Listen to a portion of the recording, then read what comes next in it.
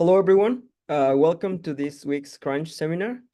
Thank you so much for your time on the Memorial Day. Today we have two presentation. Our first speaker is Dr. Raphael Pestourie, who is an assistant professor at Georgia Tech in the School of Computational Science and Engineering. He got his PhD in applied mathematics from Harvard University and pursued his postdoctoral studies in the mathematics department at MIT. His research is dedicated to developing computational methodologies that leverage both data and scientific knowledge to systematically find solutions to engineering problems. Raphael, thank you so much for your time today. And with this short introduction, the floor is yours, and you can start whenever you are ready. Thank you for this invitation and thank you for the introduction, Juan. I just noticed there are two presentations. How long should the presentation be? They're usually like 1 hour, so it would be nice if you can make it like in 15 minutes and 10 minutes of questions. But if you need Okay, a few minutes after that, it's not like a strict constraint, so you can go take a few minutes after that too. wonderful. Thank you, Juan. So yes, I'm Raphael Pestourie. I've just finished 1 year of tenure track at Georgia Tech, and today I'm going to present physics-enhanced deep surrogate models for partial differential equations. And the goal of this presentation is to present physics-enhanced deep surrogates that I'm now going to call PEDs. And if time permits, share exciting research directions for scientific machine learning for optimization in particular. Those are published results, but maybe side results in papers that I want to highlight. I'm going to start with surrogate models, definitions of surrogate models and PEDs. In order to make sure we're all on the same page, I want to introduce the concept of surrogate models and in a scientific computing context. So here, this is an illustrative example in optics. We have a structure that is repeated infinitely left and right. So in the simulation, it's implemented using periodic boundary conditions.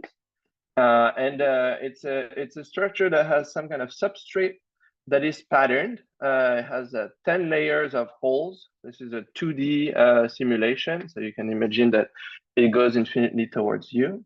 And you have light, plane wave that comes from the bottom, and you want to compute, the complex transmission going through that structure at the top. And so to compute that complex transmission, you can solve Helmholtz equation. And so discretize your space, solve Helmholtz equation, and get the transmission. That is using a solver. So you would use a solver for partial differential equations. The idea of a surrogate model is to just predict in a data-driven way a property of a low-dimensional property of the PDE solution. So here, for example, we have the complex transmission, which is that single number that we care about. And the first thing you do is with a surrogate model is to define the inputs and the outputs. So the output is what we care about, this complex transmission. And the input here will be a parameterization of the geometry and the physics. The geometry is those 10 layers. And so the parameters will be the width of these holes in each of those 10 layers. And the physical parameter here is the frequency. And so we have those inputs, and we want to, in a data-driven way, evaluate a model that will give us the output that we care about. Okay, so on the one side we have the solver, on the other side we have the surrogate model. And I like to drive this point home that in the context of my research, the surrogate model is not a machine learning solver. It's really a data-driven way to try to predict a property of a PDE. It's not trying to solve the entire solution. And what do we use surrogate models? when trained, the surrogate model is much faster at evaluating the target property we care about than solving for the solution on the entire space and then computing the solution. That's why we want to do that. But this is not the whole story. There's no free lunch. So comes at a cost. I said when trained, there is a significant training cost of the surrogate model. And that we need to take into account. Indeed, in order for a surrogate model to be a good predictor of that target property of a PDE solution that we want, we need to first create a data set in a supervised way. We first create a data set where we sample many geometries with those like 10 width and input physical input the frequency. And we train our surrogate model until the global error is acceptable. The reason why is, so I write inverse design here. That's an important part of my research. I usually use those surrogate models that are trained for optimization. And so I need my surrogate models to be good on the whole feasible space, because I don't want my optimization to bring me into a region where the surrogate model would be inaccurate, because then the design is useless. So we want to have a model that is accurate everywhere. And what does accurate mean here? Well, I want the error to be dominated by another type of error that is not related to my model. Here it's fabrication error when you want to create a design, an engineering solution. So we have that context, fast evaluation, but we need to train. So really we would want to reuse many times in order to amortize that training cost.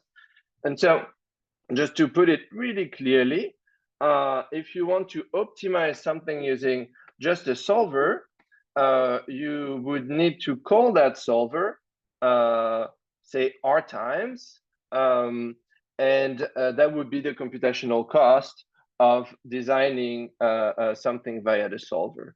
Now you want to enable new design with this introduction of a surrogate model. So you want, of course, to be able to, you have the evaluation cost.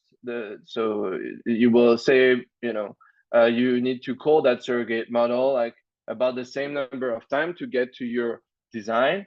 But you also have this training cost, beta. Okay, and so rearranging the terms a little bit, it shows us what really the research on surrogate model is about. You want the surrogate model to be much faster than the solver, like that. So evaluating your property via the surrogate model is much faster than evaluating via the solver. You want a type of problem that reuses the surrogate model many times. So it might be a type of optimization or control problem where you're going to have to call that surrogate model many times. And so either you do it fast, you find a problem with a lot of reusability, and you try to decrease the training cost. So those are the main research questions for that type of research. How can we minimize data? How can we accelerate evaluation? Now I'm gonna mention a few non-neural network data-driven surrogate models, and I want to start with Chebyshev polynomials because they're a very good methodology, and they introduce key concepts that are important in this type of research. So polynomials, Chebyshev polynomials, we like them because they're exponentially convergent for smooth function. They rely on the Chebyshev polynomials. But also the choice of training points matters a lot. So for the same Chebyshev polynomials and the same function and about the same number of points, here I'm showing a fit with Chebyshev polynomials using the data on Chebyshev points, and another one is a fit using Chebyshev polynomials with data that is linearly spaced. And you can see that when you linearly space, this is not new, but this is an important fact to know. You have this Runge phenomenon, which is catastrophic for the global error in your interpolation. And so you have those oscillations towards the end of the interval that make your model really bad with respect to the global error. But choosing the right points can get you far. Another thing is, well, unfortunately, the Chebyshev polynomials, they suffer the curse of dimensionality. As I told you, I introduced the surrogate model and said it's important to define inputs and outputs. As the number of inputs increases, the number of data to train increases exponentially. And that makes Chebyshev polynomials challenging to use when the number of input is more than 3, 4, 5 parameters. I want to introduce also a few examples. So I introduced the example of Helmholtz equation. I want to introduce a couple other illustrative examples that we're going to look at today. So I will show you results with a diffusion equation and a reaction diffusion equation. So the reaction diffusion equation has an additional nonlinear term here. And the type of input and that defines the geometry will be either 16, so a 4 by 4 array, or a 5 by 5 array of those squares with varying side length. And so this will define a geometry, and so that's the input. And the output that we will care about is the flux through that plane here for both equations with Dirichlet boundary conditions.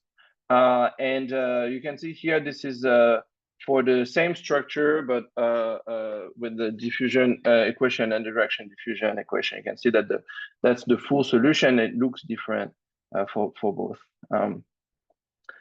And on those 3 problems, so we have the Helmholtz equation, Fourier is the diffusion equation, and Fisher is the reaction diffusion equation. Nedai, can you mute yourself? Oops, sorry. Can you? Yeah. And so I want to introduce a few other traditional surrogate models because I want to show that for some problem they are competitive, but they tend to underperform for harder problems. So this is using polynomial chaos expansion, radial basis function, Gaussian processes, and just neural networks. And I want to show that for simpler problem, actually polynomial chaos expansion, just a vanilla implementation, does very well with like this is with 1,000 data points when you train with like about 1,000 sampled structures. But for Maxwell's equation, it doesn't do as well because Maxwell's equation is more difficult than the diffusion equation. Diffusion equation is a smoothing equation. Maxwell's equation has resonances that are very unforgiving. So if you're slightly wrong, you get the resonance off, and you can have a global error that is pretty bad. And so I want to point out here that there are a lot of traditional surrogate models to be tapped into, but there's also need for new methodologies, and neural network approaches are exciting for harder problems. Okay, so one last concept I want to introduce is the blessing of dimensionality. So in optimization, the more you have degrees of freedom, that translate into real degrees of freedom in your physics, the more likely you have to get better performances. So we would want to push the number of parameters as high as possible, but we also have that trade-off with the curse of dimensionality. So we said with 1 to 4 parameters, Chebyshev interpolation is good. How can we go further? Well, it sounds like neural networks can reduce a little bit that curse of dimensionality. It's still, of course, an accuracy versus training cost trade-off. Doesn't solve the curse of dimensionality, but they're a good method to work with to develop new methodology in that space. And I'm going to start really quickly introducing an active learning algorithm, which is a sampling method that creates a data set that is tailored to your model. It's a way to increase the data set incrementally using the feedback from your model. So it's published in NPJ Computational Material in 2020. And the result is that for if you compare the same model, so the same neural network model, one is using just data sampled uniformly, and the other one is using data sampled using our active learning algorithm. And as you increase the number of data, and until you reach about fabrication error, which is about that level of error here in optics, you can see that the sampling an efficient data set can save you about an order of magnitude in data need. And here I showed also how Chebyshev interpolation does, which is a polynomial approach, and you can see that it's much higher error because it really suffers a little more the curse of dimensionality. The idea of that active learning algorithm is to create iteratively an informative data set. So you first start with like a small data set and you train a model on it and an uncertainty model. And the point of that uncertainty model is that it should evaluate very fast and have some idea of how well your model is doing for any point in the feasible space. Then you evaluate your uncertainty model on m times k points that are sampled uniformly or at random, or whichever is your baseline distribution. And you select the k points with highest uncertainty, and you discard the m-1 times k points that were not selected. And only for those k points you compute your data, or you get the data from experiments. Basically, you expand your data set, you add those points, and then you repeat multiple times. The code is was pushed on the IBM project UQ360, and the original paper used for the prediction and uncertainty quantification an ensemble of heteroscedastic regression models. So here the mean of the regression model was the prediction, and the variance was the measure of uncertainty. And that produced the result I showed before. But a strength of this method is that it's actually agnostic to the prediction method and the uncertainty quantification method. So you can use the uncertainty quantification method that is most adapted to your field. In fact, you just need the uncertainty quantification to rank your points. So you don't need to have an absolute, a correct absolute value of your error. You just need to be having a relative ranking that matters. And so, for example, if you have a method that gives you a confidence interval, the spread of the confidence interval can be used as the method, as the UQ method. So if you want to try it out, this is UQ360 has many different uncertainty quantification techniques, and you can use your favorite prediction method. I'm introducing this because in the PETS result, we use this active learning to sample the data set. Now I'm going to introduce PETS, but before that, I want to show a picture of André-Marie Ampère and James Clerk Maxwell, who developed the equation for electromagnetism, and they don't look happy. Why? Well, because we're trying to rediscover their equation from data, and so it seems not very efficient. But we still made the case that when there is a high reusability and you have sufficiently many inputs, that you need to reduce the curse of dimensionality. The neural networks are useful, but we want to be able to integrate the PDE inside the black box model. So I'm going to now talk about physics-enhanced deep surrogates. And I want to situate a little physics-enhanced deep surrogates compared to the different the landscape of method. One direction is supervised machine learning. That's what we just talked about. The advantages are that like it's versatile and it leverages existing software. It can evaluate very fast, but there's a real challenge of data efficiency. On the other side, you can have numerical solvers, which I also started with. And in that case, it really leverages scientific model, like if it exists. For example, in electromagnetism, we have very good scientific models in the form of Maxwell's equations. And there is a large body of research and code bases of solving those PDEs using numerical solvers. But the challenges here is that the implementation can be is problem dependent and requires expertise, and the evaluation of hard problems may be very resource intensive. And so situating PEDS, PEDS is somewhere in between. It combines a fast numerical solver that is inaccurate with a supervised neural generator. And so in comparison to supervised machine learning, it needs less data to train. And compared to the solver, it evaluates faster. So it's really a trade-off between the two. Now I'm gonna go into detail of the technique. So to remind you, so this PEDS was published in Nature Machine Intelligence last year. The data we're trying to recreate, the data we're trying to match comes from this accurate Maxwell solver that is depicted by a nice picture of Maxwell.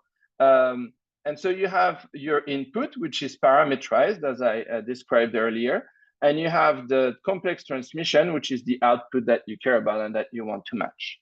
So that's the solver approach to it. Now, the supervised machine learning approach to it is to have a neural network that tries to predict that complex transmission given the input and train by minimizing the error. PEDS also trains by minimizing the error, but inside the model, you have a low fidelity solver. This low fidelity solver here is depicted by this cartoon of Maxwell, which was drawn by my former PhD advisor, Stephen Johnson. And you can see already that the output of your model is the output of your solver. So you have your solver that solves for the solution of the PDE, and then you compute the property you care about, and that's the property of your output. Now it's a low fidelity Maxwell solver. As I said, the point of PEDS is to be much faster than like a traditional solver approach. And so you need to cut corners.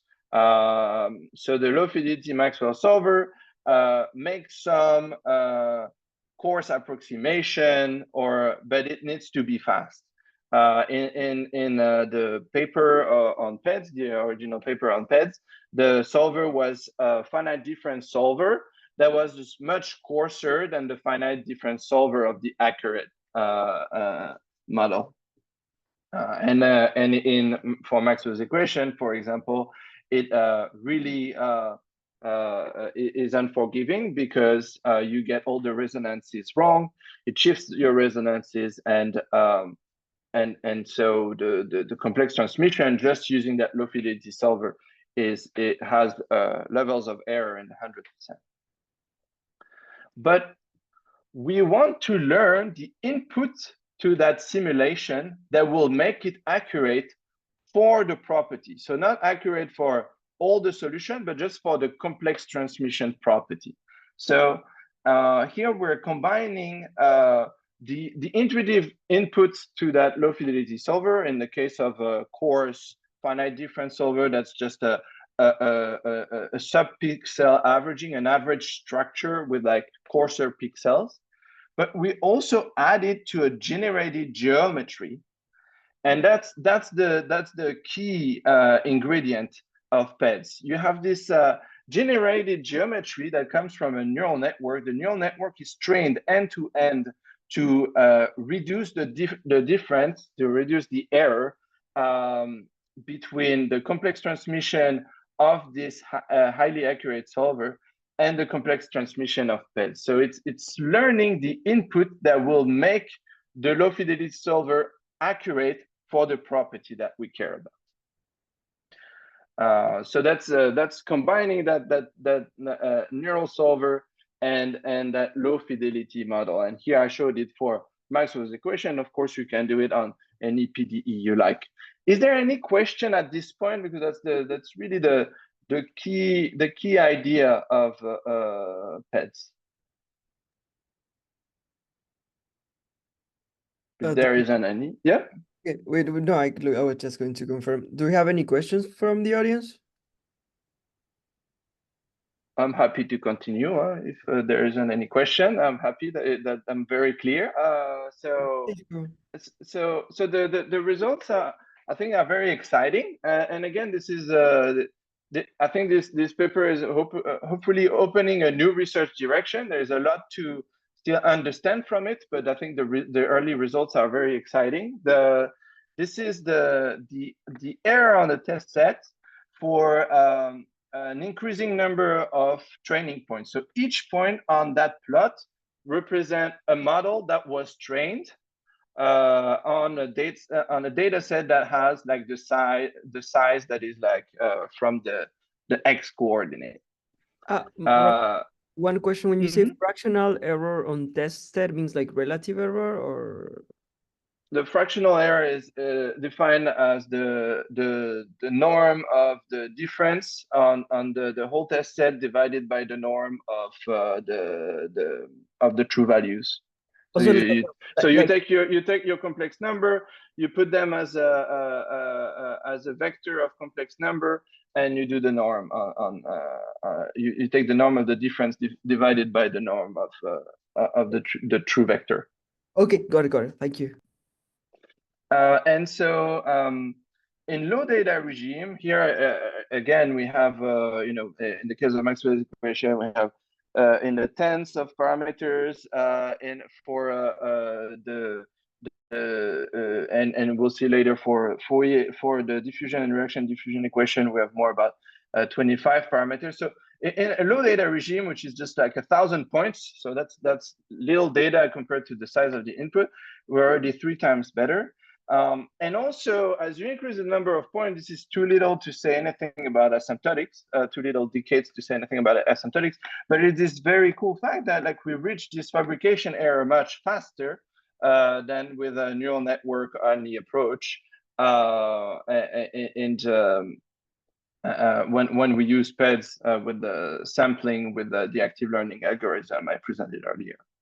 So these are exciting results, and I want to show generalization property of PED on multiple examples. So as I said, the low fidelity solver in that paper are coarse finite difference methods. So in the case of diffusion equation, it's just a coarse finite difference of the same equation. But the low fidelity solver for the reaction diffusion is not only a coarse finite difference of the equation, it's also relaxing the equation. It's removing the nonlinear term. So it's more legwork on the neural network that now needs to generate the input that will compensate for the fact that the solver no longer has that nonlinear term. And again, for Helmholtz, we have this finite difference. And so to come back to those key things we care about in surrogate model research that I stated at the beginning, we accelerate the evaluation. That's good. That's what we want for Fourier, for diffusion equation and reaction diffusion equation goes in the hundreds to the 10,000. And why is it much faster for the reaction diffusion equation? Is because now we have a linear low fidelity solver for a nonlinear equation, right? So that's why we get really a big increase. And for Maxwell's equation, we are 100 times faster and 10,000 times faster for 3D problems. We also decrease the need for training data. So we all these results are shown for 1,000 points. But if you use 100,000 points for a neural network only approach, you still cannot reach the level of accuracy of PEDS. And so we divide at least by 100 the training data cost. So now I want to discuss a little bit why and how it works. There's still a lot of work to do on the theory of PEDS and why they work, but they are still already like intuitive criteria to be met if you want your model to work. The first one is that the span of the property of the PDE from your high fidelity solver should be included in the span of the property of the PDE solved with your low fidelity solver. So here, this is the solver, HF is the high fidelity, and F is the LF is the low fidelity. What is that? Well, basically your low fidelity solver needs to be expressive enough to be able to reach all the true values of the property. If there's no such possible, if the output is not possible, then there's no way you can find an input to your solver that will match the true output. So that's why you need this span to be included. So that's a constraint on the type of low fidelity solver you're going to use. And these are a little bit of additional results on robustness when you split the test set into different types of a data set, either randomly or stratified. We can see that PEDS does much better than neural network, and also more like crude mean prediction approaches on those split testing. And to finish, you might think, oh, well, we have this very low fidelity solver and this high fidelity solver, and PEDS is not like 100% accurate, right? So would there be a middle fidelity solver that would do better than PEDS? And in that case, you know, we just like put the constraint of having that very low fidelity solver. Is there like a fast middle fidelity solver that would work well enough and do better than PEDS? So here I increased the resolution of the low fidelity solver and just using the low fidelity solver. And we can see that the error, of course, decreases as you increase the resolution of your solver. And to reach about the error of PEDS, we need a resolution of about 36, and evaluating that solver takes 180 milliseconds. PEDS takes only 5 milliseconds. So PEDS really makes your evaluation much faster. And then I think they're just using that pipeline is exciting because there's a potential for verification and validation, because now inside the machine learning model, we have this layer that is completely interpretable. Why is it completely interpretable? Because it's the input to a solver. So it's describing the physics that then the solver uses to compute the property of interest. And so we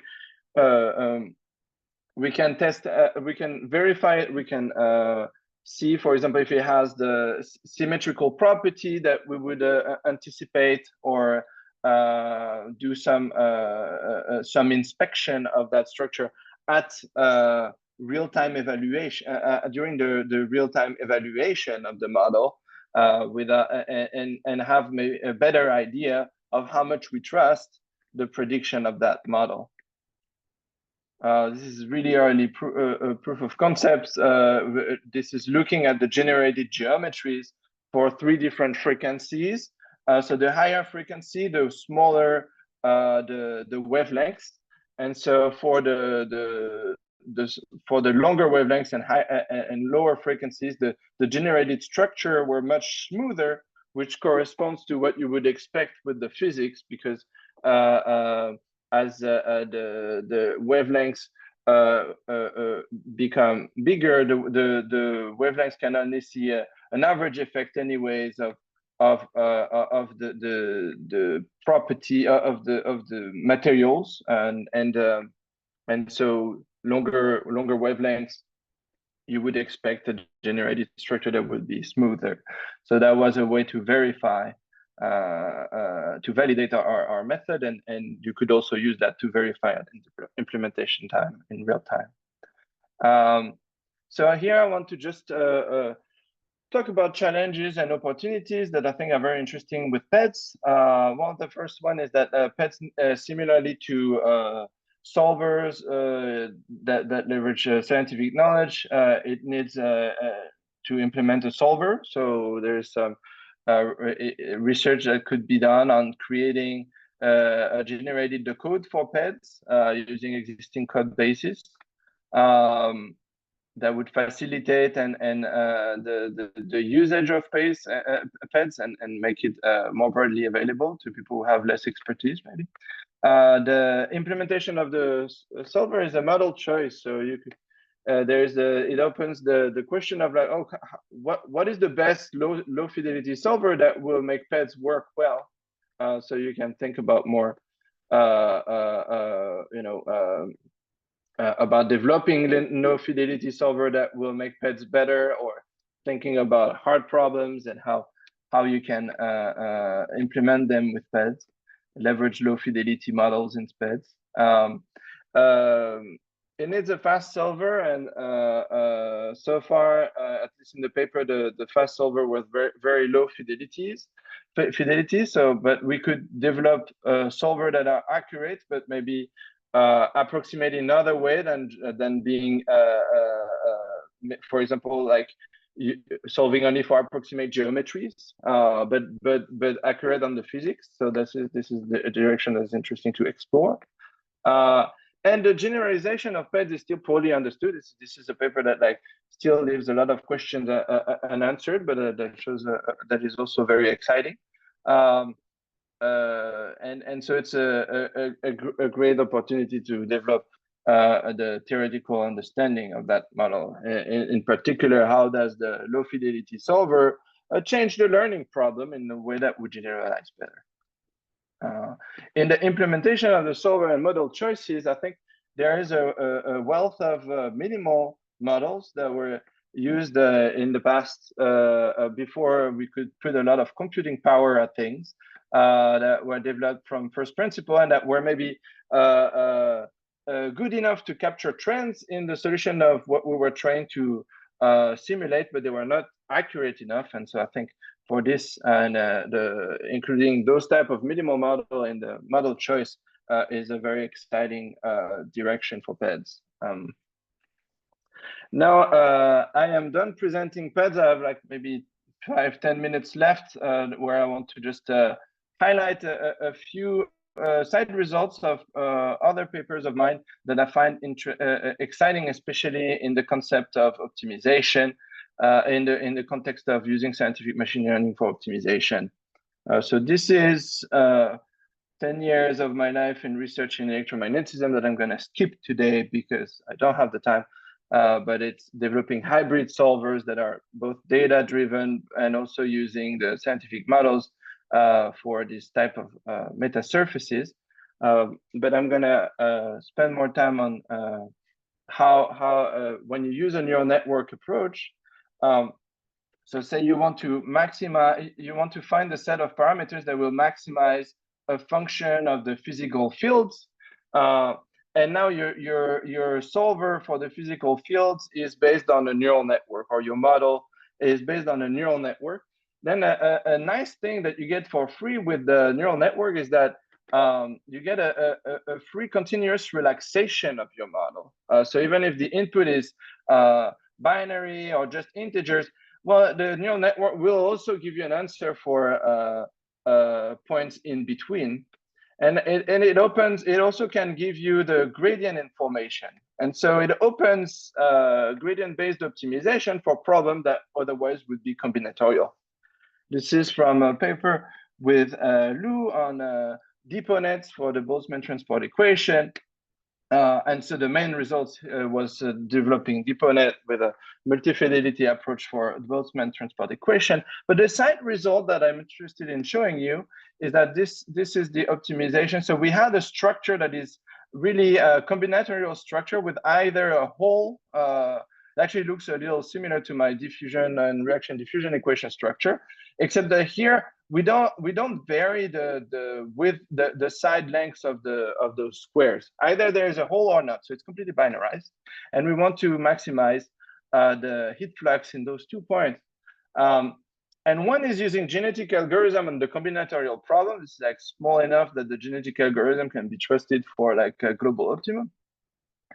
And the other one is using an approach of topology optimization. Topology optimization is a gradient-based method where instead of having zeros and one, we optimize for a density. Here would be a 25 by 5 by 5 density of points between 0 and 1. And as you optimize, you use gradient-based optimization. As you optimize, you try to make them binarized. And so that's why towards the end, we have those like kind of jumps in the structure. That's when we're trying to crank up and say, oh, it really needs to be binarized. But you can see that you get the same, the same optimal performance. And a big difference between this genetic algorithm, combinatorial problem, and this topology optimization approach is that like this method really scales. If you have many more inputs, you can use the gradient information. Sorry, I'm having issues with my mouth. And so that's an avenue for using machine learning, leveraging machine learning for complex relaxation of problems. And another question is matching. Yeah, still 5 minutes. Is matching the degrees of freedom from the physics. So you have a physical problem, and there are like only so many things that will that will change the output of your physics. On the other side, you can parameterize your design space as fine as you want, but like at some point you're gonna basically have diminishing returns, and that's a way to present it. This is a result of trying to learn a supervised model on the same number of data points for geometries that have the same number of geometrical degrees of freedom. So those 10 layers, 10 parameters. So this is the structure that I showed you before. This is a structure that is 10 times smaller. So like same wavelengths, but 10 times smaller. So for the wavelengths, it just looks much smaller. And this is even like, it looks the same, but it's actually, again, 10 times smaller. So this is like lambda over 10 instead of just lambda. And you can see that for free, the problem becomes much easier to learn. And we did some PCA analysis of the Hessian of that model here, and we could see that only 2 singular values dominate, which means that really there are only 2 independent parameters in those 10 parameters that are in the geometry. There's really 2 independent physical parameters. So matching the parameterization of your optimization with the real number of parameters in your physics is an interesting question. And I mentioned already topology optimization, but like in topology optimization, which is used a lot in electromagnetism and in mechanics, you end up with like densities that this density-based optimization can end up with like features that are very, very small compared to the wavelengths. And one may want to have like a feature that are smoother. The problem is that if you try to implement fabrication constraints directly in that type of topology optimization pipeline, it might actually be very difficult to get good results because they tend to increase the number to get your optimization stuck in a local optimum. So there's a real question of like, how can we find a parameterization that would really make a difference? And I think neural network, because the neural network have some implicit regularization in them, they naturally will find things that have less that are smoother, the designs that are smoother and that have less degrees of freedom consequently. or that could be described by a representation that has less degrees of freedom. This is a side result of another paper with Lou on using pins for optimization and making sure that the physics is met using an augmented Lagrangian method. But the side result here is that we use that model for an optimization, and we compare it to a finite difference topology optimization method. And the two design had about this similar performance, but the one that was generated by the neural network was much smoother than the one that was generated by this topology optimization directly on the finite difference. So I think those are two interesting directions for leveraging neural networks and optimization in scientific machine learning. I wanted to mention, but I don't think I have the time, but just that all the research I presented, like the research on pets that I presented in particular, relies heavily on automatic differentiation and the ability that we have now to not only pipeline models forward. This we always could do. You take the output of one model of one step, and that's the input of your next step. But we can also pipeline them backward, meaning that like you can also get the sensitivity to your property, the one in the last step, throughout your whole model and optimize things end to end. That's definitely the case in pets. Raphael, where don't, we learn that input. Yeah. Raphael, please don't feel constrained for the time. If you need to take a few more minutes, it's completely fine. Okay, thank you, Juan. Then I'm gonna, but that's the gist, and I don't really like to go over time, but I take a couple more minutes. What is pets in that type of framework? Well, you have, as I said, it's surrogate model, so it has inputs and outputs. The input is the parametrization of the structure. The output is the physical property we care about. And here in 2 and 3, I put other examples that would be using end-to-end as well. But let's just look at the things labeled 1 here. The model 1 here is the neural parametrization. So that's our neural network that generates the geometry. And the model 2 is the physical model. This is the low fidelity model. But in order to learn the geometry, you need to backpropagate the gradient of your error, which is here like a mean square error, through your low fidelity solver. Here that can be done efficiently by solving the adjoint simulation, and then to your parameter of the neural network. And so that's how you train end-to-end. So end-to-end training is really relying on those methods, but on automatic differentiation. But it still needs expertise. And here I'm highlighting notes from my former advisor that are very good. If you're not very familiar with adjoint methods, this in like 4 pages explain it very clearly. So I want to advertise it a little bit, but there are 2 things that automatic differentiation, the state of the art, cannot handle very well. It's when you have multiple types of code. And say, for example, your solver is like written in Fortran. It's a legacy code written in Fortran. Then if you have, say, your pipeline, your machine learning pipeline in Python, or I use Julia in my research.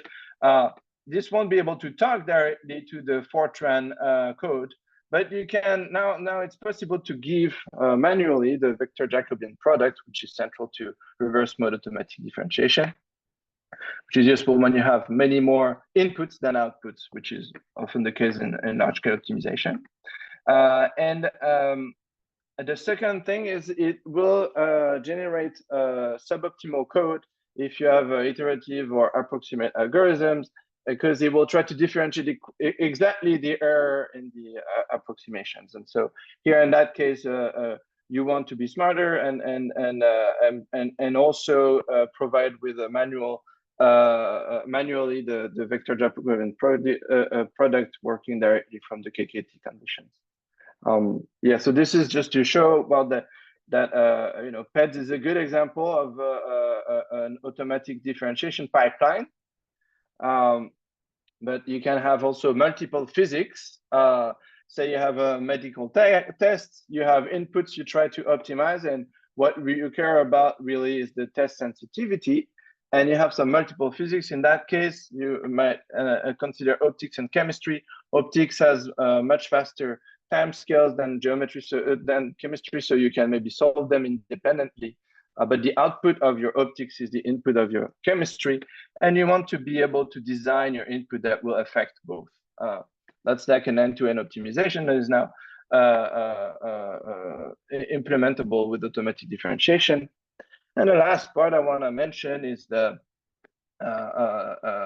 data-driven optics, where you're trying to maximize a property that is some kind of AI task. That's so you have your physical fields, but on top of that, you try to detect them and do some imaging.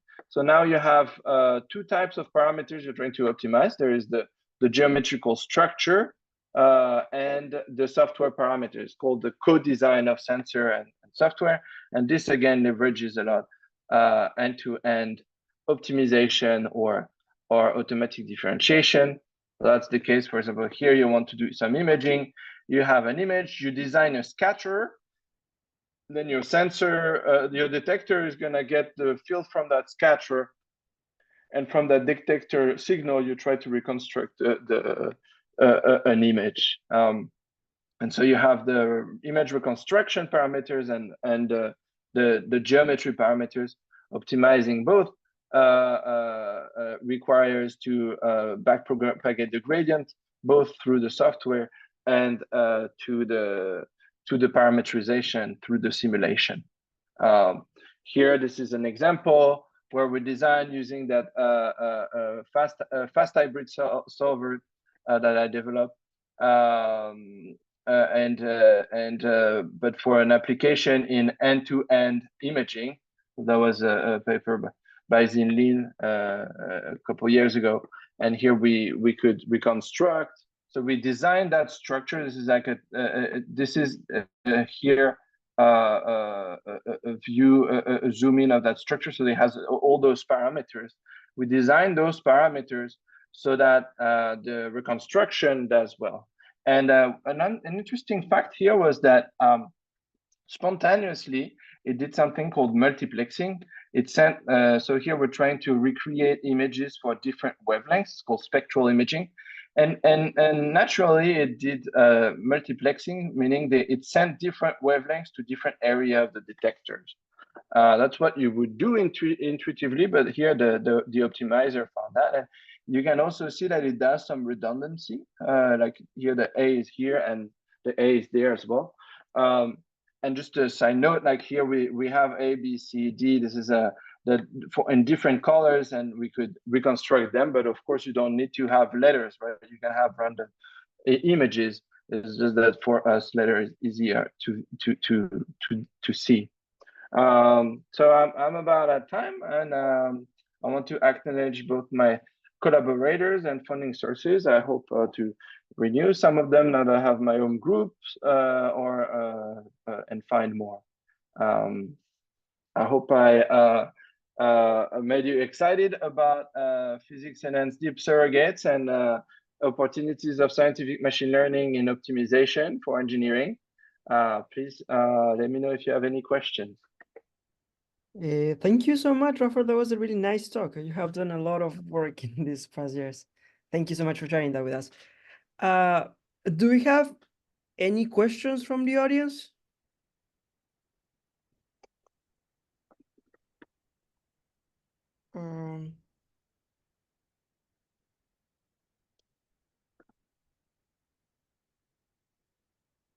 Wait a few seconds.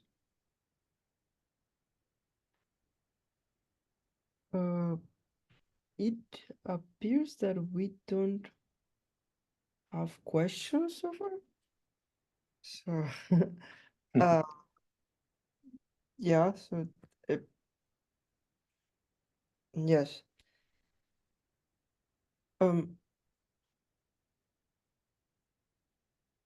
Yeah. In that case, I think that thank you so much for your time, Rafael. That was a really nice talk.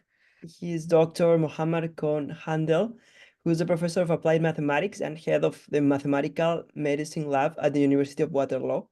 He is also a member of the Waterloo AI Institute and Waterloo Institute of Nanotechnology. Dr. Mohammad, with this small introduction, you can start whenever you're ready.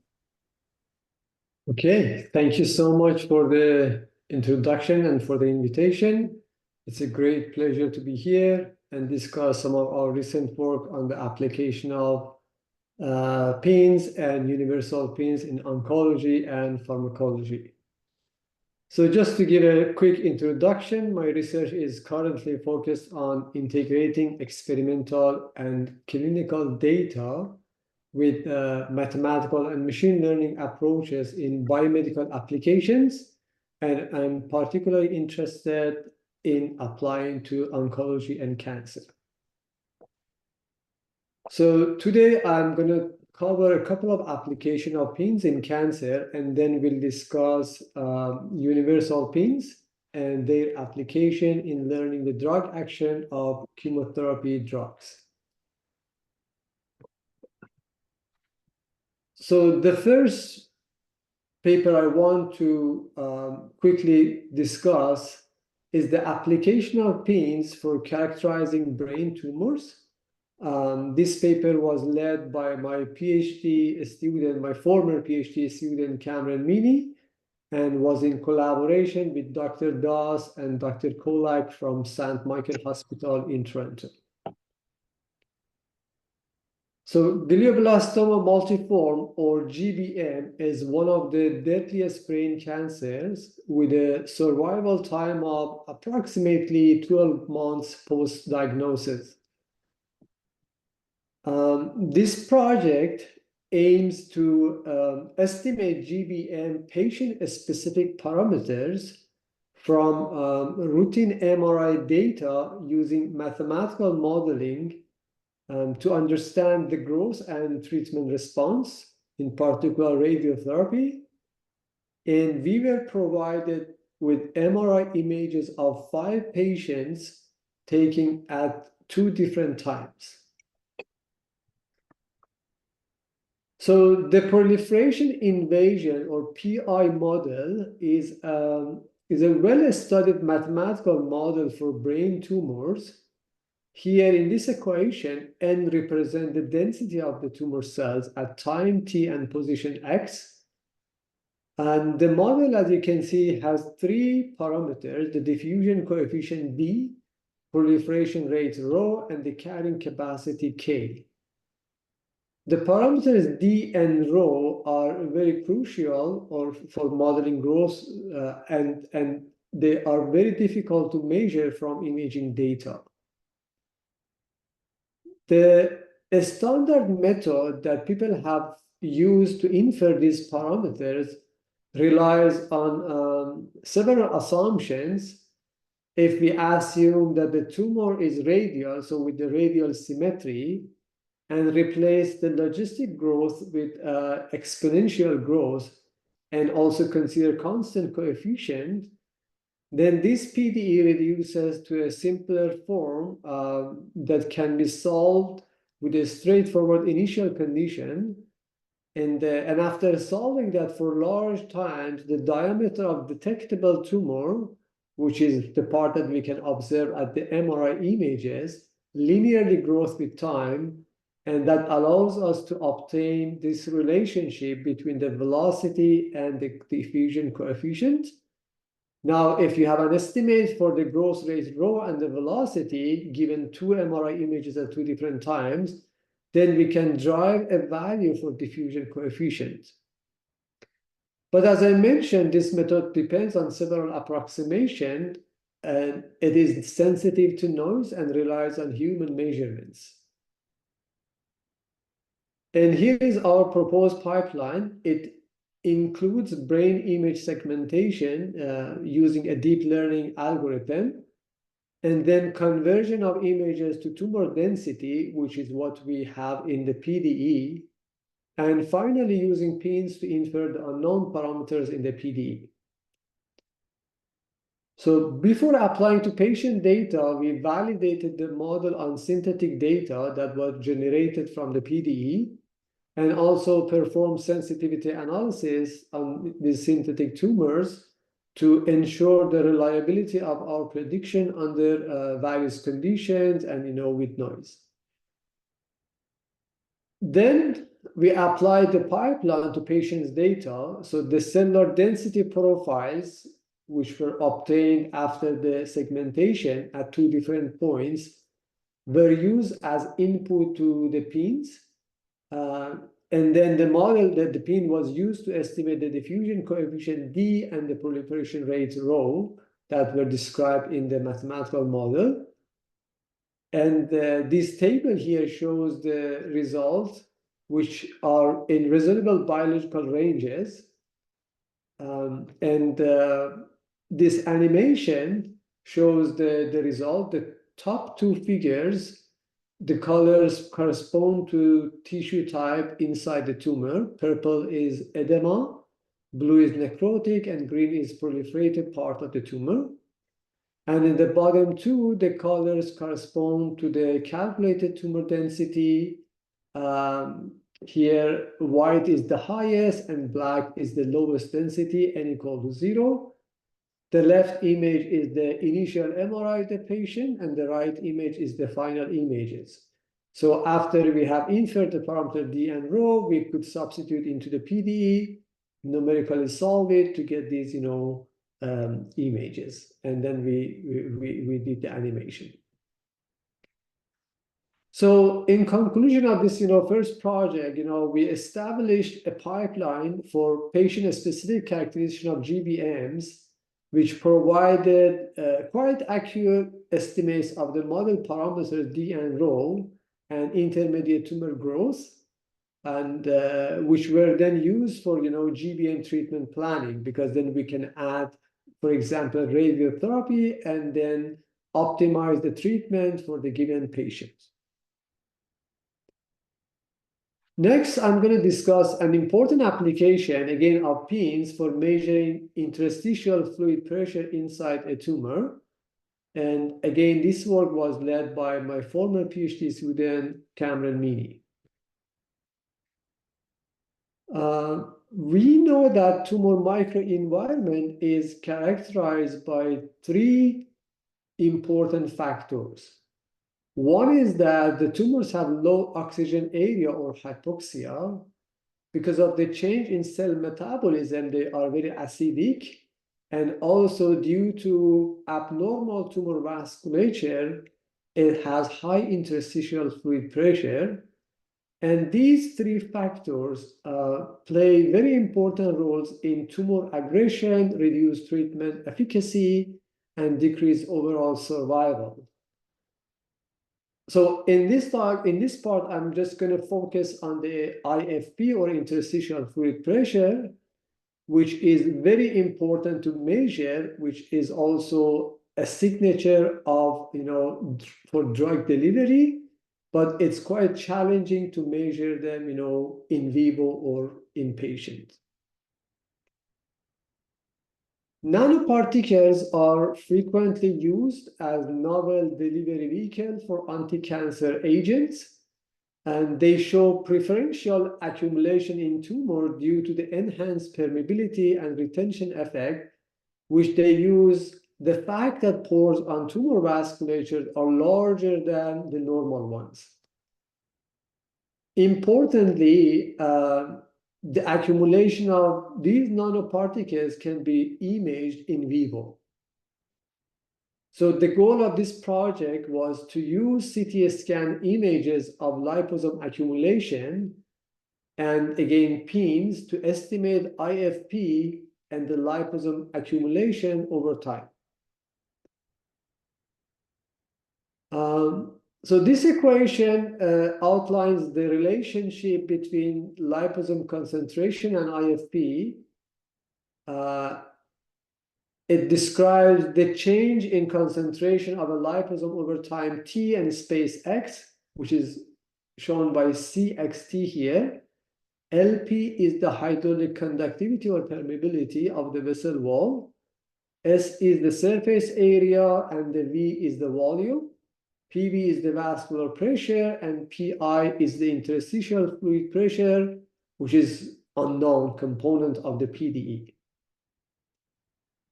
The first term in the PDE describes the influx of substance from the plasma into the interstitial space, and it's due to the pressure difference between the vascular and interstitial compartments. The second term describes the convective transport of the liposomes within the interstitial space due to the pressure gradient. And given the size of these substances, the diffusion terms have been ignored in this equation. And the last term represents the loss of the substance due to degradation or clearance mechanisms. Now, we have the values of the parameters, experimentally, measured. So we use, experimental data to estimate them. And the only unknown components in this equation is the pressure profile that we want to obtain. So similar to the previous project, we first applied the method on synthetic data. So we generated data from the PDE, solving for liposome concentration, and using the result in the pins. We compare predicted values with actual values to assess model performance. We also perform sensitivity analysis on synthetic tumors to obtain the most sensitive parameters and also validate our model.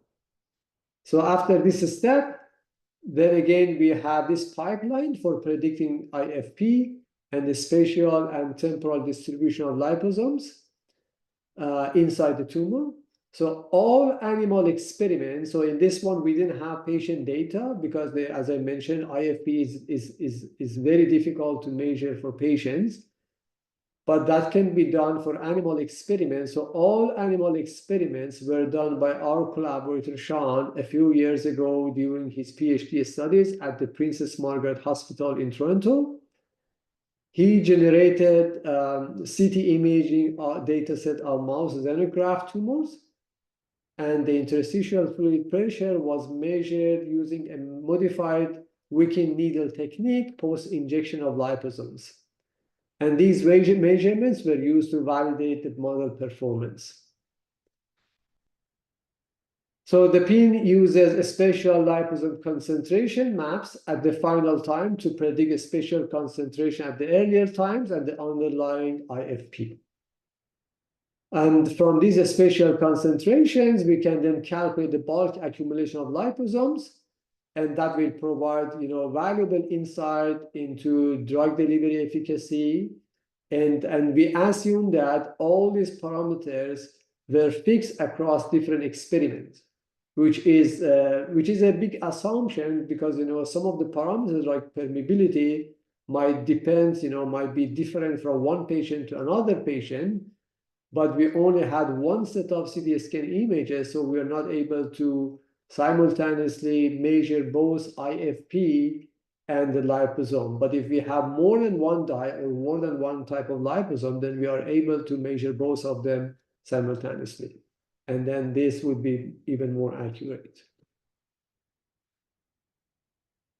So the model provided reasonable agreement with the major IFP, which underscores the model's potential for improving our understanding of drug delivery dynamics and optimizing treatment strategies in cancer. Because we had access to different time points, we also show that using imaging data at different time points allows the model to predict consistent values of IFP, and this consistency demonstrated the robustness of model in capturing the IFP and its reliability hopefully for clinical applications. As I mentioned, these liposomes are safe to be used for patients, and therefore we can use those CT images to estimate the IFP for a given patient. So in summary, we have established a pipeline for predicting liposome concentration and IFP from tumor imaging data. The model was applied to synthetic tumors and animal studies, and our approach is useful for advancing personalized medicine in oncology and providing clinicians with better tools for treatment planning and monitoring, and hopefully can be used in near future for patients as well. So now I'm going to go to the second part of my talk, which is the application of UPINs, or Universal Physics Informed Neural Networks. I will first introduce the model, and then we'll discuss its application to quantitative pharmacology and learning drug action. This work was led by my PhD student, Lena Podina, and my former PhD student, Brian Islam. So the main motivation behind this work, comparing to the previous two, was to explore whether we can uncover the hidden structure of the model and differential equations using machine learning techniques. As you know, similar ideas have been explored in the literature, such as neural ODEs and universal differential equations, or UDE, which allow fitting of functions or entire components of differential equations. Neural ODEs replace the traditional discrete layers of a neural network with a continuous transformation described by an ODE, and UDE integrates neural network directly into differential equation models. Both of them allow parts of the differential equation to be learned from data, while other parts can remain known. In this slide, you see an example of Lotka-Volterra model, which is a simple model, has two ODEs, and if we replace the last two terms by U1 and U2 and assume that they are unknown, then UDE gives the solution of X and Y as well as U1 and U2. I'm not going to explain these methods in details, but because they're different than what we are using, so I'm going to go to our approach. So the first thing is that we have observed that UDEs can be sensitive to noise in the data.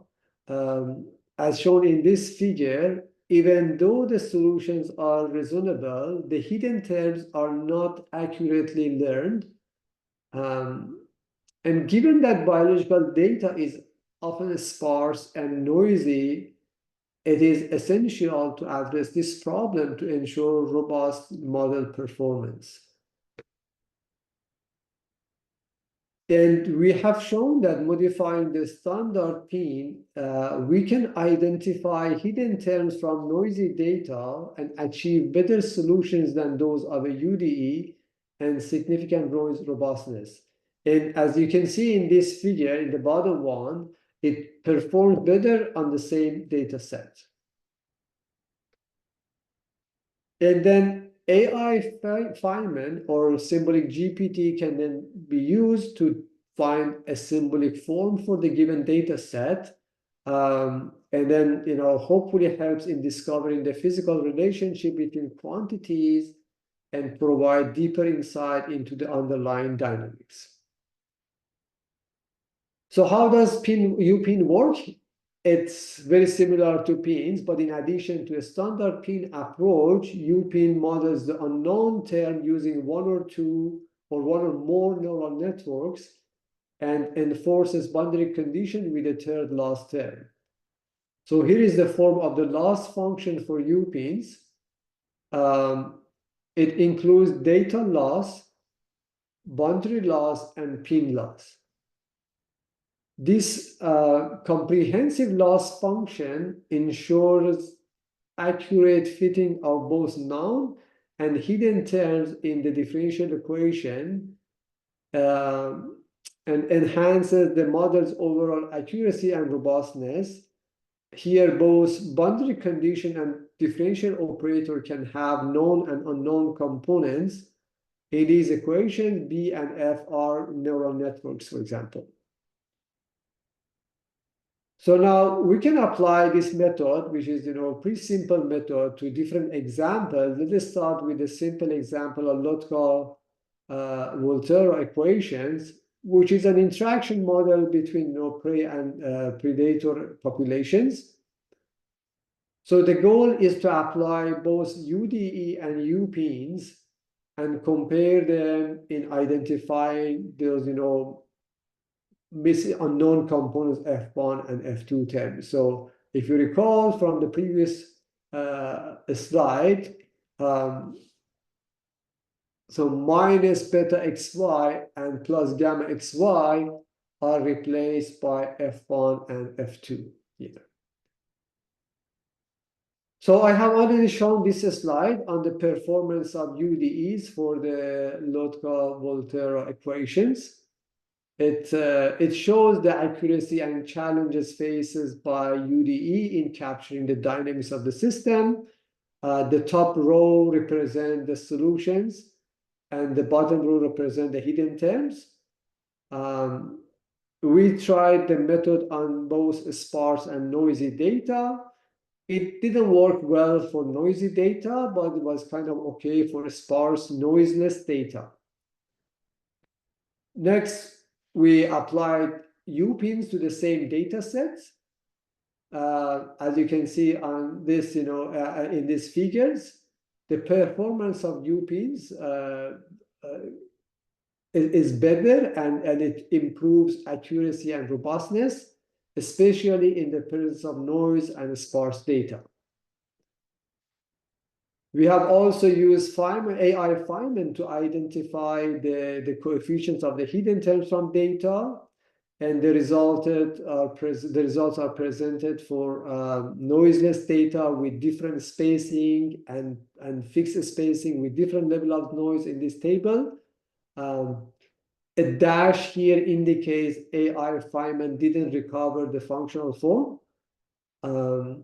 So overall, the table shows that we were able to recover these coefficients fairly well for a lot of cases compared to UDE.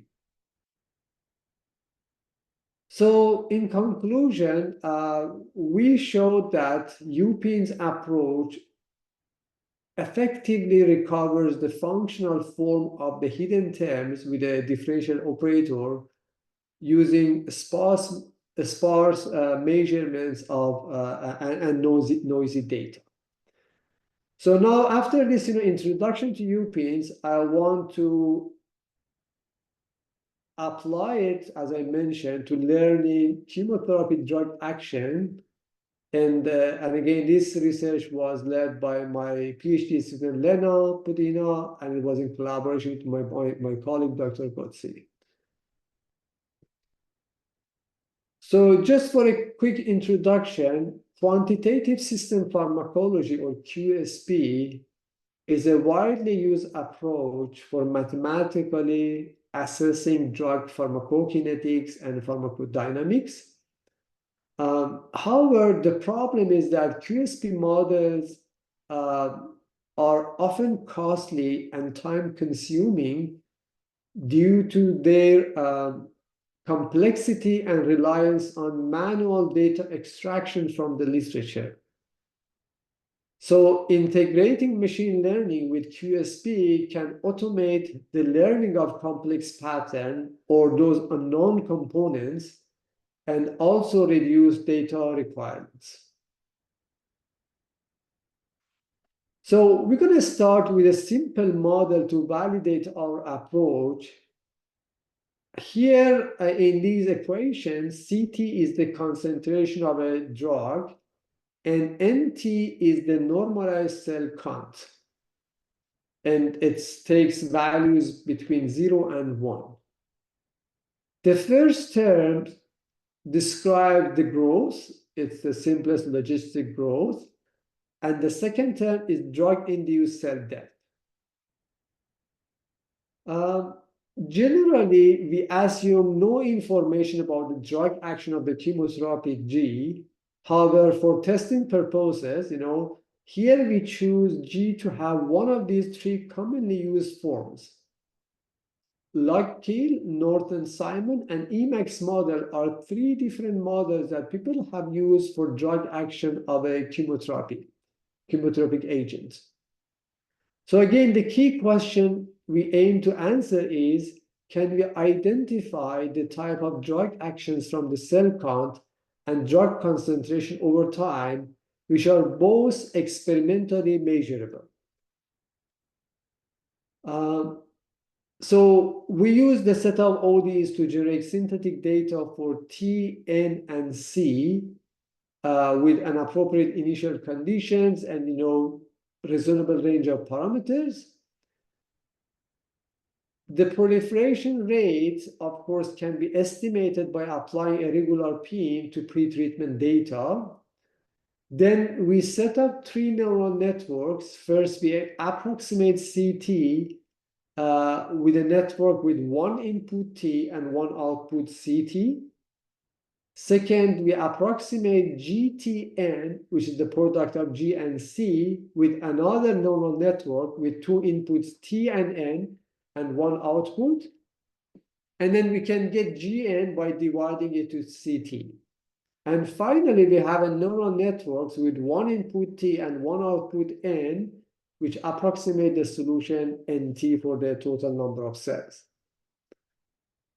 So here are the results for three different cases of drug action, i.e. Log-Kill, Norton-Simon, and Emax model. The results again show the effectiveness of the approach in such ideal scenarios. And we have successfully identified the drug action using synthetic data for each model, and it achieves low mean square error for all of them.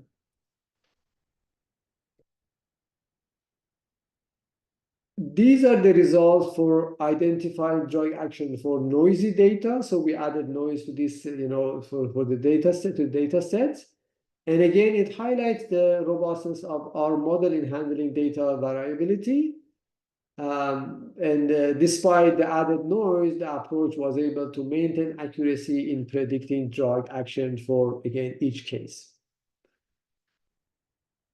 These tables also summarize the mean square error of recovered drug action for Log-Kill, Norton-Simon, and Emax models under different conditions, equal spacing, adjusted spacing, and added noise. We estimated the proliferation rate from untreated data using a standard PIN approach, and then fit the drug action using these estimates. And again, you can see a good robust performance even with the sparse and noisy data across various conditions and scenarios. So next, we consider a simplified logistic model where the proliferation rate and the carrying capacity depends on the chemotherapy drug. Because we have done this for different values of the different concentration of drugs, in principle, PINs can be used to fit separate parameters for each dose. But this can be first time consuming, but also, UPINs can easily interpolate between dosages, making the process more efficient. So here, Kp is a function of D, which is the proliferation rate, and theta D, which is the carrying capacity, is also a function of dosage. And both Kd and theta D are hidden components, but the logistic growth could be, for example, surrogate solution. So we have generated data points for 3 drug doses, again, with different level of noise. The figure is small, so hopefully you can see that the proliferation rate and carrying capacity are decreased by increasing the dose. So when you increase the dose of chemotherapy drug, tumor cells are going to go through a slower proliferation rate, and they can reach to less total carrying capacity. And the results here show that predictions are interpolated well between data points. And so U-pins may provide a good alternative to fitting multiple pins here with added capability of interpolating between the observations. So now that we have validated the model, we aim to learn doxorubicin, which is a chemotherapeutic agent used for cancer patients.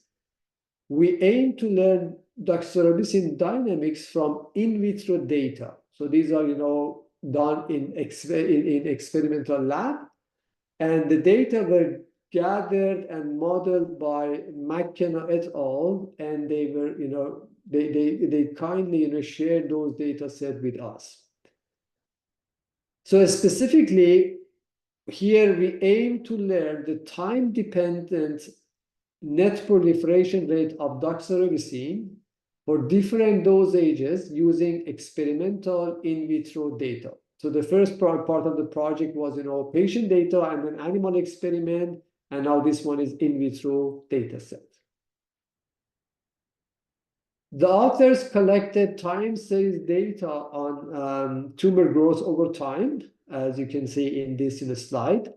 Doxorubicin was applied to cells for 6, 12, or 24 hours at 9 different concentrations.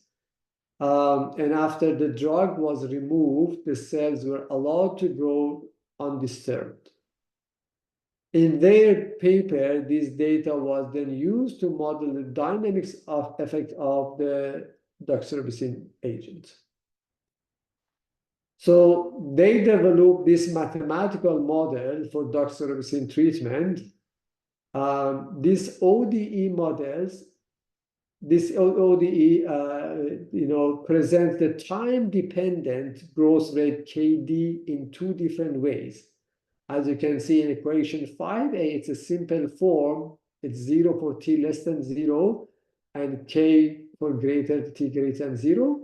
And a bit more complicated version in equation 5b.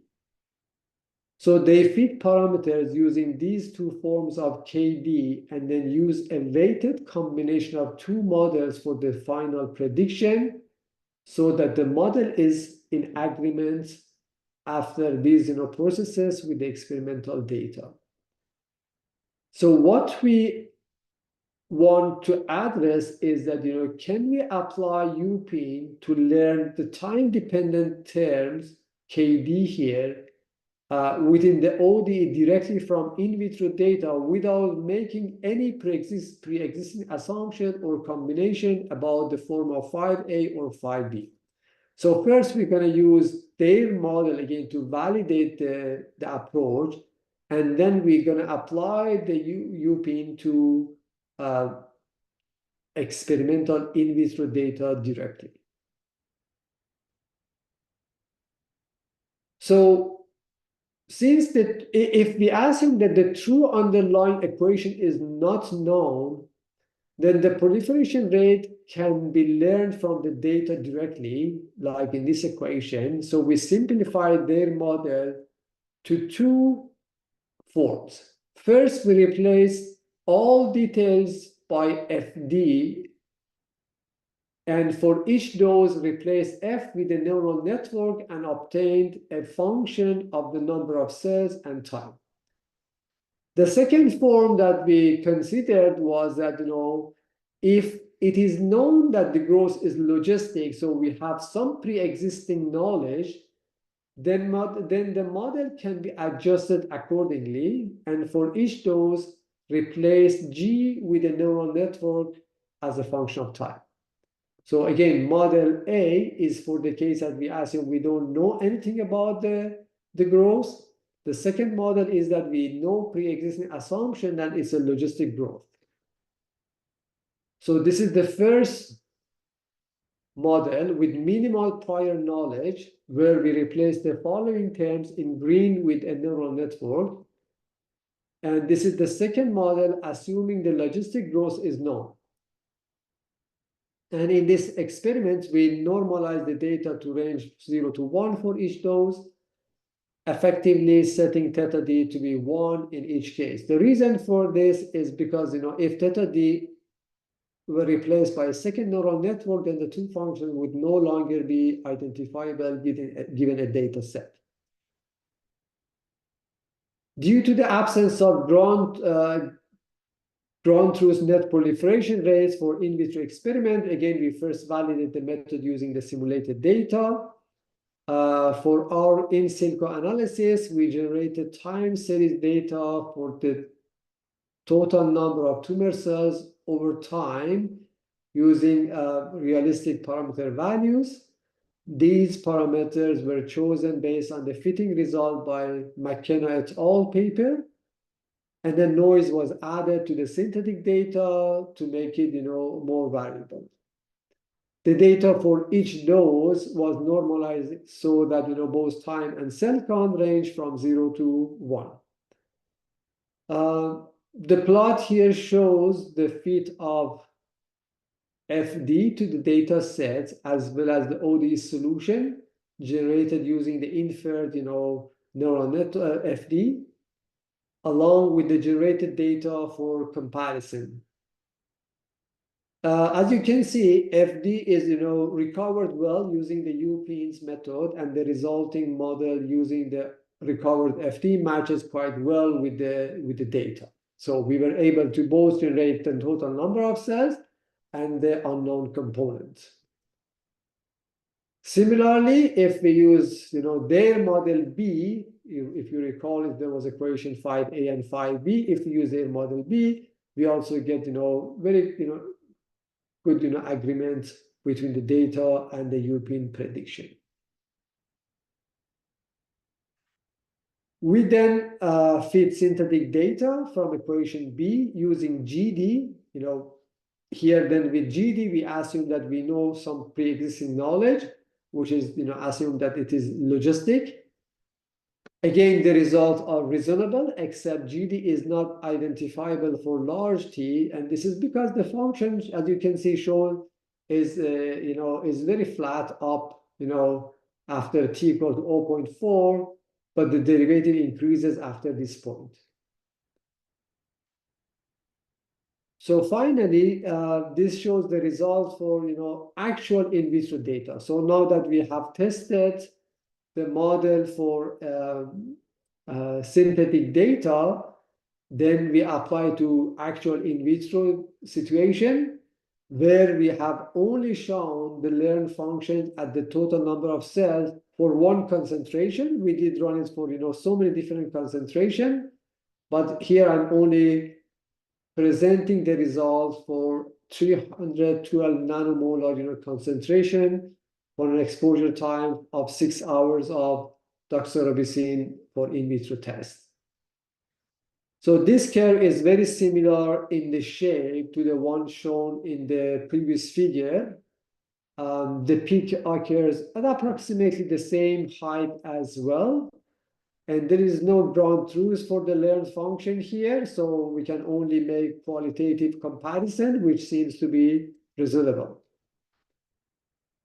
And these are also the results for the time-dependent net proliferation, GD, when we use the logistic, when we assume the logistic growth, and learned for the same in vitro data set. So it's important here to notice that this curve is not possible to construct using their mathematical model A or B, or or their combination, or even with the weighted average of these models. So the idea here is that without making any assumptions about how KD is going to depend on time and D, we can let the neural network to learn it.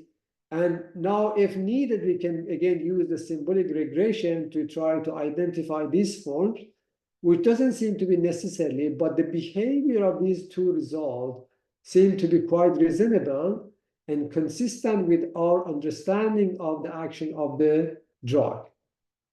And the total number of cells which were measured experimentally also, makes sense, and we have a good comparison here.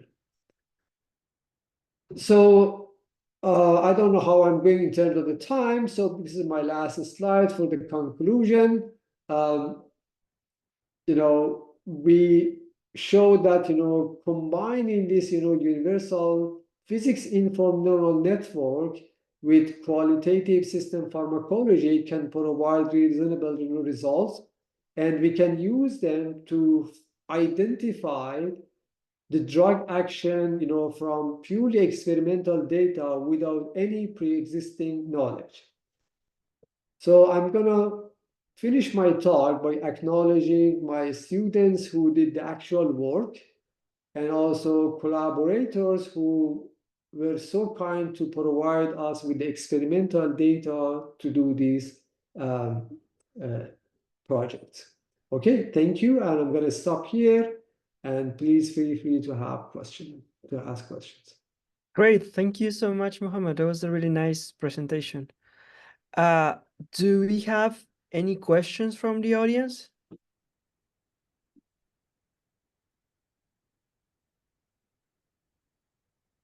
If there is nobody else, I want to ask questions, because Please. I think I'm the only one here who is working on this topic.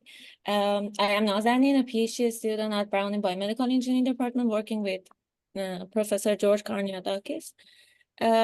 Your work is very similar to our previous work, AI Aristotle, that we have a missing part in the equation as well as the value of parameters, and we try to discover the missing part and identify the parameters in the equation. And currently I'm working on pharmacokinetics, pharmacodynamic modeling. So in your work, you have kind of a system of ODs which are not compartment model, right?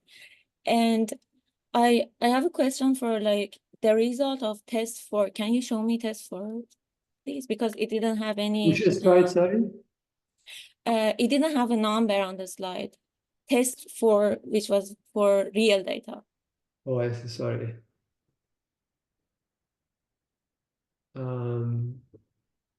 This one? Yeah, also I have a question from this slide. Okay, yeah, this one is for the real data, for example. Yes. For this one, did you run your model multiple times to see if you are getting the same function for FD or not? Yeah, that's a very good question. Yeah, it's we did that. Yeah, and then there are small variations in the function, and actually we just wrote a different paper which is on arXiv about using conformalized theory to find the error bar for the estimation of pins and U-pins. So we show that with the how many data is needed for an error estimation of kind of this functions or value of the parameters, but that is a very important point that sometimes these are not 100% 100% unique, but with this experiment we showed them multiple times, and we covered similar graphs using the same data. Yeah, exactly. The problem with pins is not a problem, a challenge. It is that it gives you multiple solutions for any kind of equation you have. And can you go back to like previous slide, test 3? Yes. So here the approximation is very similar to the true function until like time 0.6, but after that it is totally different. And I have a question that in the number of cells function, is it the output of your neural network, or you put this inferred function in the OD and use numerical method to get the solution? So it kind of goes back to the previous question that you had, before 0.4 roughly, the parameters are quite identifiable, and you can find, a unit form for the function. But after that, as you can see in the right-hand side, because n is kind of remaining constant, you don't see any variation. So, but still the derivative is changing. So that means that you can have different version of G and still get the same, number of n's. So after 0.4 here, as you asked, previously, here the function is not identifiable, and almost you can get different forms for G to get exactly the same G. Yeah, Sorry, but to get exactly the same number of n. yes, Because the but function, as I say, is kind of flat up, and then, but the derivative increases after this point. yeah, my question is, are you plotting the approximated function as an output of your neural network, which feeds all the data, and it looks very, very good, like it is correct? Or you are putting the inferred function in the equation and using numerical method to find the solution, like to see the solution? No, the neural network gives the solution to us. We are not giving any pre-information. Yeah, because I have this challenge. If you put this function in the equation, you will not get this result. The neural network will fit the data, like the output fit the data, and it will not give you the correct function which you expected. I see. Yes. Yeah. I think the best would be probably if you are interested to discuss this, maybe we can have a meeting, and I can also have Lena who has all done the simulation, and she knows much better than I do about the details of the simulations, and then we can discuss it over a Zoom call. That would be great. Yes, great. Thank you so much. I appreciate it. Happy to. And yeah, I think I don't have any other questions. Thank you so much for your great talk. No problem. Thank you so much for Yeah. the invitation. It was, a great pleasure. I Any think I other have another questions? question. Yeah. Hi, I'm Nikhil. I'm a PhD student working with Professor Kanyanakis. I have some questions in your first part of the talk. So can you go to like first few slides where you are showing about the segmentation? Um,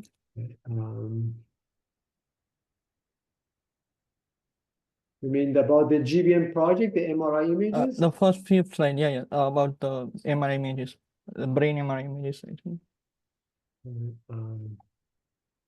at the very beginning where you started. Yeah.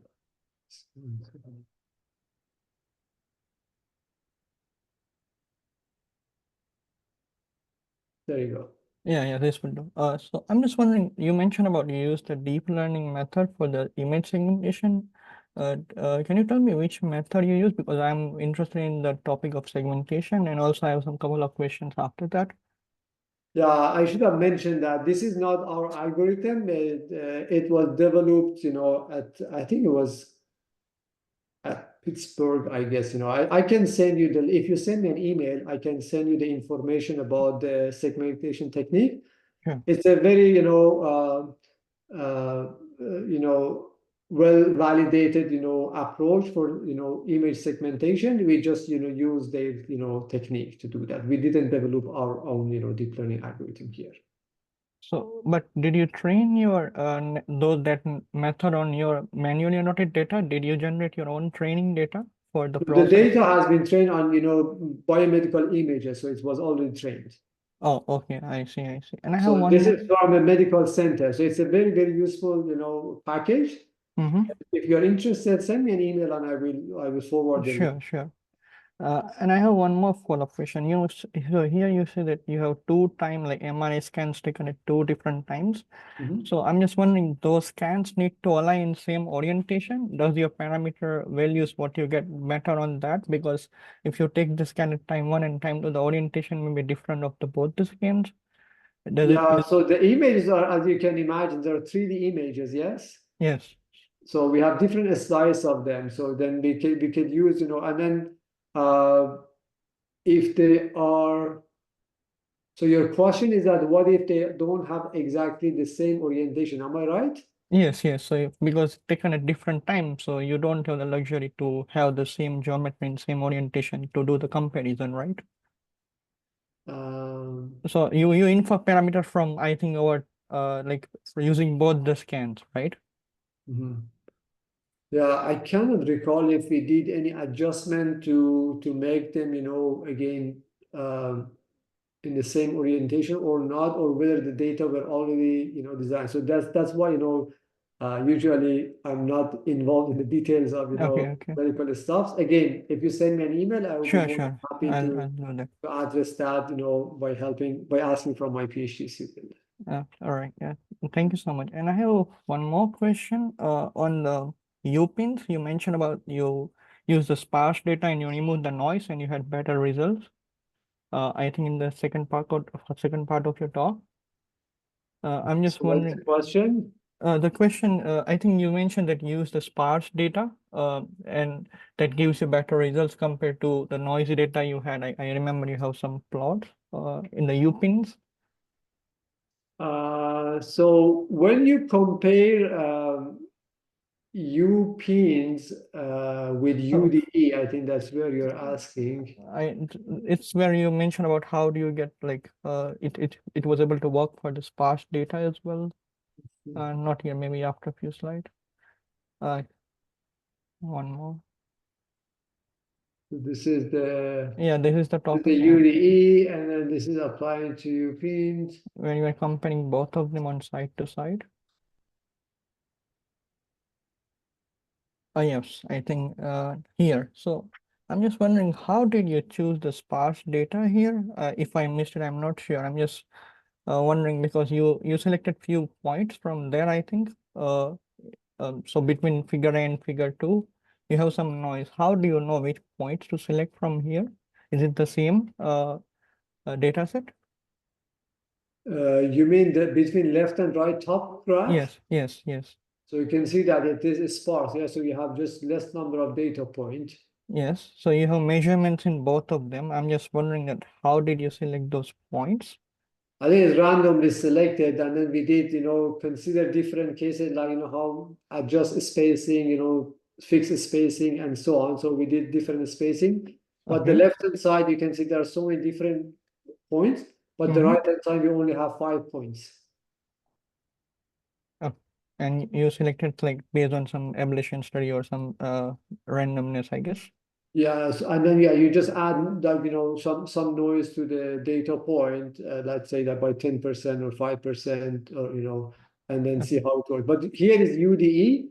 You can see that UDE does reasonably okay when you have a sparse data set, but when you add noise to that, it doesn't do a good job. So the left one is the noisy data, the right side is the sparse data set. Okay, got it. When we apply pins, on the other hand, then pins does quite well in both of them, UP. Okay. Thank you. It was very interesting. Problem, yeah, my pleasure. Thank you so much for your questions. Do we have any other questions from the audience? I had another question for page 39. 39, okay.